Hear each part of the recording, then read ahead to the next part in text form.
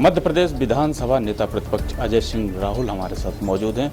अजय सिंह जी, सबसे पहले मैं आपसे ये पूछना चाहता हूँ कि जिस तरह से आप और आपकी पार्टी भारतीय जनता पार्टी और सीएम शिवराज पर आरोप लगा रहे हैं, चाहे वो नर्मदा सेवा यात्रा की बात करें या फिर व्यापम घोटाले की बात करें, अभी हाल ही में व्यापम मामले को लेकर भारतीय जनता पार्टी पलटवार के मूड पे, तो क्या लगता है आपको कि जो आपके आरोप थे वो निराधार हैं?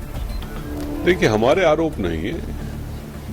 व्यापम घोटाला कोई कांग्रेस का आरोप नहीं है। व्यापम में घोटाला हुआ है, उसको आप नजरअंदाज नहीं कर सकते। लेकिन जिस तरह से एक सीबीआई के शपथ पत्र पर 2 मंत्री जश्न मनाने के स्वरूप दे रहे हैं, वो गलत है। मैं पूछना चाहता हूं, किसके शासनकाल में पूरा व्यापम घोटाला हुआ? कौन मुख्यमंत्री थे? 2010 में अनूप मिश्रा जी के स्वास्थ्य मंत्री के पद से हटने के बाद वो विभाग भी शिवराज सिंह जी के पास था। क्या डिनाई करते हैं कि लक्ष्मीकांत शर्मा व्यापम की वजह से जेल में थे? जब इतनी सारी घटनाएं हो चुकी हैं तो ये मुद्दा सिर्फ कहने से शांत नहीं होगा। जांच जारी है, जब तक कि क्लीन चिट न मिले तब तक कुछ नहीं कहा जा सकता। सर, एक महत्वपूर्ण सवाल अगर बात करें कि मध्य प्रदेश में आगामी 2018 में चुनाव है, तो अभी तक चेहरा अभी क्लियर नहीं हो पाया है, कोई किसके फेस पे चुनाव लड़ा जाएगा, इसलिए कार्यकर्ताओं में भी काफी असंतोष देखा जाता है। और खासतौर पर अगर बात करें कि मोहन प्रकाश जी की निष्क्रियता भी एक असंतोष का एक कारण है। ये पता नहीं कहां से आप बात ले आए कि मोहन प्रकाश जी निष्क्रिय हैं। महामंत्री हमारे हैं और पूरे रूप से सक्रिय हैं। जहां तक चेहरे की बात है, कांग्रेस पार्टी ने कभी भी किसी प्रांत में कोई चेहरा प्रोजेक्ट करके चुनाव नहीं लड़ा है। हाल में सिर्फ पंजाब एक उदाहरण है, जब अमरिंदर सिंह जी को प्रोजेक्ट किया चीफ मिनिस्टर की हैसियत से। तो कोई जब परंपरा ही नहीं है, यदि पार्टी चाहे पंजाब के तर्ज में यहां पर भी कोई, तो बात अलग है। आप लगातार सीएम शिवराज पर आरोप लगाते हैं कि उनके क्षेत्र में अवैध उत्खनन होता है, तो आपका जो विधानसभा क्षेत्र है, आरोप लगाता हूं तो आप बता दीजिए सही है गलत।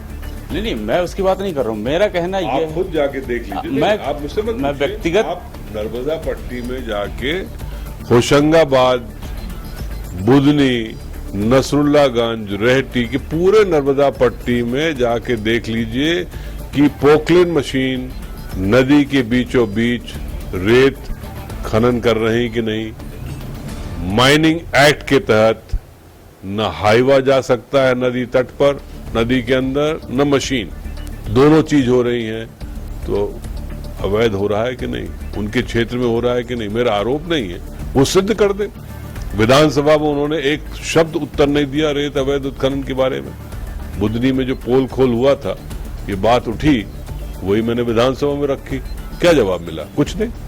मैं ये कह रहा हूँ कि आपका विधानसभा क्षेत्र जो है चुरैठ, रामपुर की सोन नदी है, जो जैसे नर्मदा सेवा यात्रा चला के नर्मदा मैया को बचाने का प्रयास कर रहे हैं, तो जिस तरह से सोन नदी का एक तरह से सीना छलनी किया जाता है, आपको भी पता है कि कितने बड़े मात्रा में अवैध उत्खनन होता है। अगर आप मानते हैं कि प्रशासन नाकामयाब है, तो आप जनप्रतिनिधि हैं, आपकी भी जिम्मेदारी होती है। मेरी जवाबदारी, जिम्मेदारी, बिल्कुल सही कहा। सोन नदी में उत्खनन हो रहा है। मैं कलेक्टर को, कमिश्नर को, मुख्यमंत्री को, सबको कह चुका हूं, लेकिन सरकार के इशारे पर ही हो रहा है। ये भी आरोप है। सोन घड़ियाल अभयारण्य के तहत सोन नदी का दायरा है मेरे पूरे विधानसभा क्षेत्र में। आज भी चले जाइए, रामपुर नेकिन और चुरैठ थाने के सामने 50 गाड़ी लोडेड खड़ी हुई है जो जब्त हुई है। लेकिन उसके बाद भी सरकार के नुमाइंदे लोग किसके इशारे पर कर रही है, मुझे बहुत पीड़ा है। लेकिन सरकार मेरी नहीं है, सरकार शिवराज सिंह की है, और शिवराज सिंह जी उस पर कोई कार्रवाई नहीं कर रहे हैं। नहीं, आप क्या किसी तरह की विशेष टीम से जांच की मांग करेंगे? किसी तरह का कोई ऐसा प्रयास? मैं सब कुछ करा चुका भाई साहब, सब कुछ कह चुका हूं। लेकिन कुछ दिन तक बहुत टाइट मामला रहता है, फिर वो इसी तरह से ढीला पोल खुलवा जाता है।